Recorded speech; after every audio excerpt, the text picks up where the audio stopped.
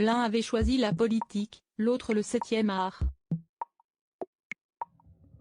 François Léotard, qui a rendu son dernier souffle mardi 25 avril à l'âge de 81 ans, a vécu ses 20 dernières années sans son frère aîné, Philippe. Pour rappel, celui-ci est mort le 25 août 2001, alors qu'il n'avait que 60 ans. L'acteur, qui avait partagé la vie de Nathalie Baye dès les années 1970, avait été emporté à la suite d'une insuffisance respiratoire, alors qu'il était hospitalisé depuis 2 mois. De son côté, l'ancien ministre de la Défense s'était, peu de temps après la disparition du comédien, retiré de la vie politique. Les deux frères, qui ont pris des chemins professionnels très différents, avaient également des personnalités bien distinctes. Philippe Léotard a rapidement choisi l'humour, au sein de sa famille, pour se distinguer et amuser l'assistance.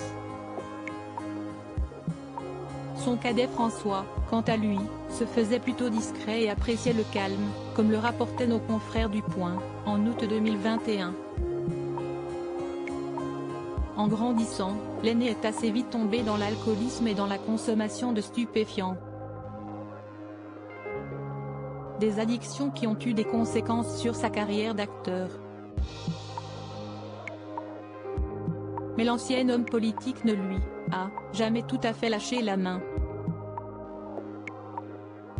Et entre eux, aucune trahison n'a vu le jour ni un mot contre l'autre.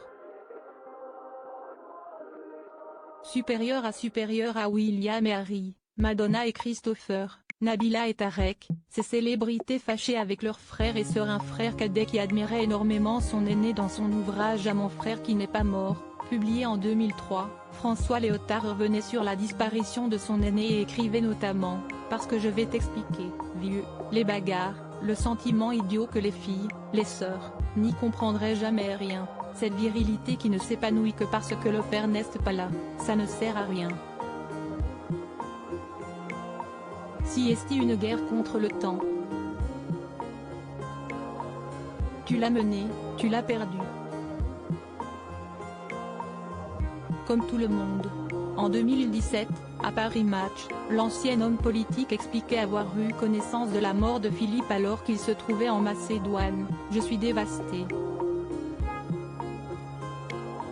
Son départ sera un déclencheur décisif. Cette fois, je vais m'éloigner définitivement de la politique pour me consacrer à la littérature. » Il révélait avoir fondu en larmes, en disant de leur relation, avec tendresse et émotion, « Nous étions si proches, je l'admirais tant. Je savais qu'il se détruisait depuis des années, il était attiré par l'abîme. Mais j'enviais son irrépressible goût pour la liberté. » Article écrit avec la collaboration de 6 médias Crédit Photo, Bertrand Rindoff Petrov.